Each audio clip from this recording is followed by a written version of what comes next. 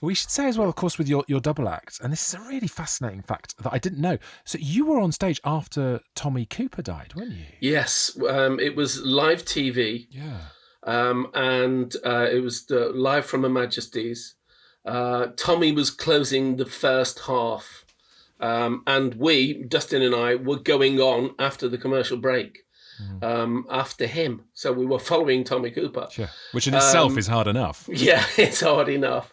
And Tommy, at rehearsals in the day, had never done the same thing twice. He messed about. He kind of went to his props table and brought things forwards. He was doing this routine where he had a cloak on at the end of his spot. He had this massive big cloak on, and the curtains behind him were clearly the props guys were feeding the props through the curtains and through into the cloak, and out of the cloak, Tommy would produce a lampshade and then a fire hydrant, and the things would get bigger and bigger, and a set of steps, and it was a hilarious routine. We'd watched it at rehearsal in the afternoon and thought he was just a genius, absolute brilliant. Jimmy Tarbuck, the host of the show, loved him, really loved Tommy, and Tommy was at a point where he needed this show. He was just in the wilderness a little bit, but he needed this show. And he was clearly storming it. He got to that part on the night where the girl that walked on, the girl dancer walked on, Sandy, I always remember Sandy. She walked on and gave him his cloak, and he put the cloak on. She helped him put the cloak on. And as she walked off, he went, "Thanks, love." And then he collapsed, and she turned and laughed, and the audience laughed, and we laughed in the wings. And David Bell, the producer, kind of looked, and it then became uncomfortable, and the audience wondered whether they should be laughing.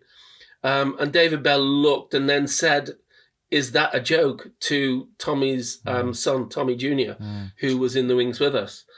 He said, "That's not a joke. My dad's got a bad back and he wouldn't be able to get up from that." So David Bell coolly said, "Cue music, cue commercial break." The band played. The commercial break happened. Dustin and I thought, well, because the paramedics ran on and moved him behind the curtains. And we thought, well, surely the show will stop now and they'll put on a repeat of The Professionals or something. Yeah. And they didn't. David Bell and Jimmy Tarbuck said, "Are you guys ready to go on?" The commercial break was suddenly over. And did you know at this point he'd died? He hadn't died. Okay. They'd pulled him back, and I think the paramedics were seeing to him, and he died later in St. Thomas's Hospital. Right. But kind of certainly we knew that something was not right, and we kind of then had to go on and work in front of the tabs that he was working in front of, which we wouldn't have done.